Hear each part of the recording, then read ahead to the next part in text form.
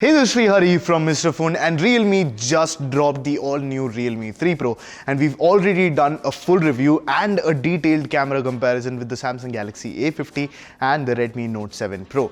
But this video is slightly different. It's still a comparison, but the one thing that a lot of people want to know about with the Realme 3 Pro is the Snapdragon 710. The Snapdragon 710 is a big point of talk between the tech guys. And today we are here to remove all your confusion once and for all. And today in this video, I'm going to compare the Realme 3 Pro with the Snapdragon 710 to the Redmi Note 7 Pro with the Snapdragon 675 and the Galaxy A50 with the Exynos 9610. So hey, without any further ado, let's jump right in.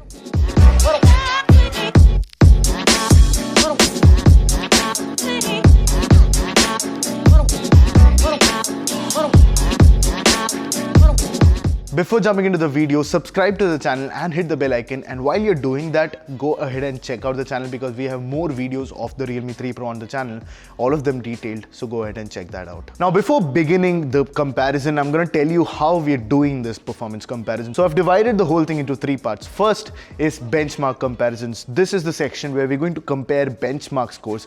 We're going to take Antutu, 3D Mark and Geekbench. We're going to compare the scores and let you know what we think, what the analysis is. The second part is where we do an actual gameplay. So we're recording 30-minute PUBG gameplay and we are analyzing and recording all of that using Gamebench. And in that section, you'll get an analysis of what the real world gaming usage is like. Then we go to the final section, which is the battery section. And in this part, we're gonna do a battery benchmark, take a look at what the battery life is like, how the battery consumption happens, and also do a charging test between these three phones. It's an exciting lineup, so let's begin. Before we move into analyzing the benchmark scores, let's lay down the specification of the test devices that we used for these processors. So the Realme 3 Pro that we have is a 6GB RAM version with 128GB storage. Inside it has a Snapdragon 710 clocked at 2.2 GHz.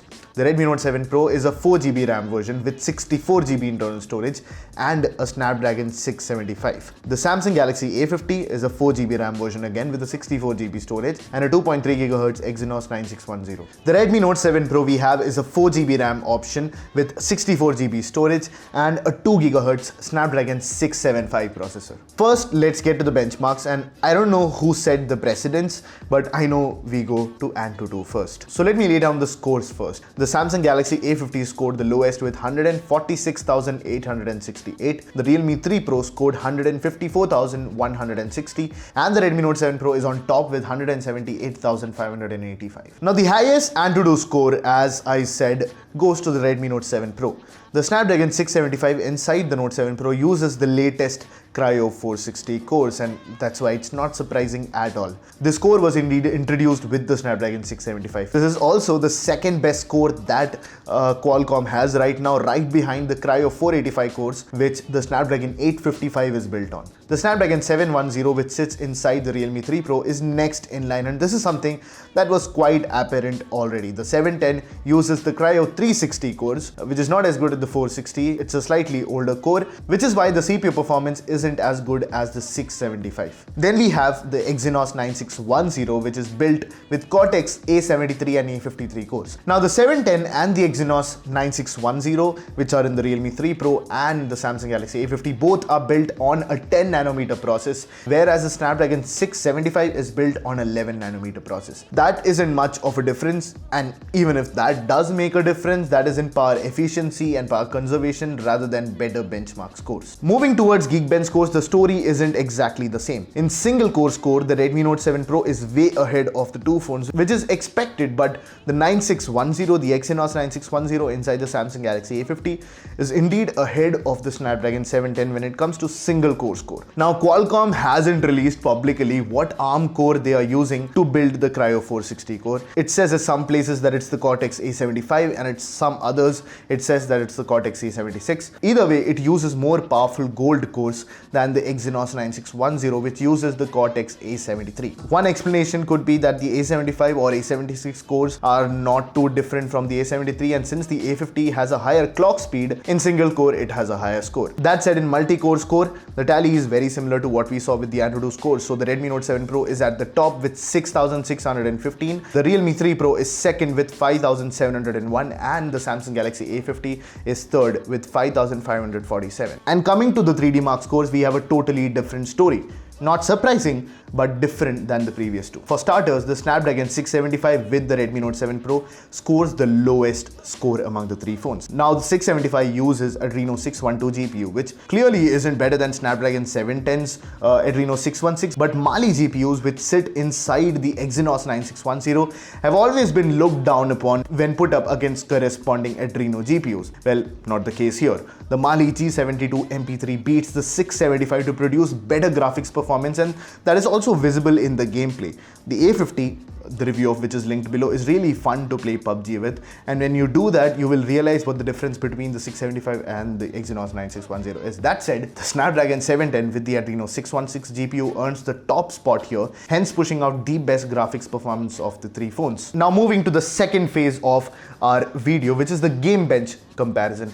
We have been using Gamebench to record our gameplays to analyze later. We use that because first of all, it's among the very few available and it's good as well. Now with Gamebench, what we did is that we recorded 30 minutes of PUBG at smooth frame rate and matched the brightness on all three phones with only Wi-Fi on. Since all the three phones default on high graphics, it was easier to make that analysis. This is what we found. So starting with the Samsung Galaxy A50, the FPS stability was the lowest on this. This was something that I did not expect given that the GPU was quite powerful. The stability was around 64%, which is below average. It looks in a way like the A50 is pushing the processor, because if the game ran on medium graphics, the stability and the gameplay experience would have been much better. The good thing is that it only dropped 3% battery in the half-hour gaming, but went from 31 degrees to 38 degrees Celsius. On average, it's used about 663 MB of RAM, which is not bad. Now we move towards the Redmi Note 7 Pro, and we have a much higher FPS stability of 89%, and the median FPS was 39 FPS, and smooth actually caps at 40 FPS, so this is really good. Now if you look at the FPS stability graph, it's mostly stable with a few hiccups here and there. This one though went from 46% to 41% in 30 minutes, which measures to a power consumption of about 190 mAh, much higher than the A50, which only showed use of 113 mAh. This one also used a lot of memory, about 900 MB, which is about a gig of memory. In comparison, A50 only used almost just 70% or 60% of it. Now, after talking to my team members, what I realized that one explanation could be that Android as an OS tends to do this, that when there is enough memory left, it provides apps more memory than they require, just as reserved stockpiles, if you may. Now, Samsung and Redmi Note 7 Pro both only have 4 gigs of RAM, but two things. First of all, One UI is a heavy skin, which itself takes a lot of memory, hence not leaving a lot to spare. Also, secondly, MIUI's RAM optimization is really good, and as the skin does smart background processing, you have a lot more memory to play with. Now, another measure is temperature rise. So the Redmi Note 7 Pro in the 30 minutes of play went from 33 degrees Celsius to 38 degrees Celsius, which is impressive considering that the A50 went 7 degrees up. Now, moving to the Realme 3 Pro, we had the best gaming performance from this phone, primarily because the gaming performance depends on the GPU, and this one has the most powerful one among them. 40 FPS median, which is great, but what's even better is 96% FPS stability. This too used about 1 gig of memory, about 900 MB, but this being 6 GB RAM heavy certainly strengthens the earlier concept and also has a lot more memory to play with. Now, while the gaming was really smooth, the Realme 3 Pro and the chipset inside seems to have worked harder and harder to keep the stability, which is probably why this one has the most dramatic temperature change, because it went from 27 degrees to begin with to 38 degrees Celsius in 30 minutes, a whole 11 degree jump. But that said, this came at a respectable 3% drop in battery. In short, the best gaming performance according to the results was produced on the Realme 3 Pro. Now finally coming to battery. For battery sizes, the Samsung Galaxy A50 and the Redmi Note 7 Pro both have 4000 mAh batteries, and the Realme 3 Pro has a very slightly larger 4045 mAh, just 45 mAh extra. I don't know why Realme goes with these arbitrary numbers, but well, it's difficult to remember these numbers. But the fact is that we got lucky here because it's now easier to analyze since all of them are essentially the same battery size. Now for battery performance tests, rather than draining the battery with movie playbacks and battery draining apps which lack accuracy, I went for the Geekbench battery test. This runs a 3-hour test on maximum brightness with their own processes and gives a score depending on battery drain. The Realme 3 Pro and the Redmi Note 7 Pro both went from 100 to exactly half, that is 50% in 3 hours, hence scoring 3266 and 3328 respectively. The Samsung Galaxy A50 on the other hand only went down to 63%, which is really interesting. Now the screen was bright white, so the AMOLED black pixel argument is not valid here. What can be is that Samsung's One UI maybe is smart enough to control the background processes in order to conserve the battery. Also, the fact that the Snapdragon 710 and the Exynos 9610 are both built on 10 nanometer processes and the 675 is again built on 11 nanometer process, there's not much difference in those processes, which means that on paper they already tell you there's not going to be much difference in battery conservation, which means that Samsung is clearly doing something with the software and hence is giving you a better battery life than the other two phones. Now for the final part, we compared charging times on all three phones and unsurprisingly,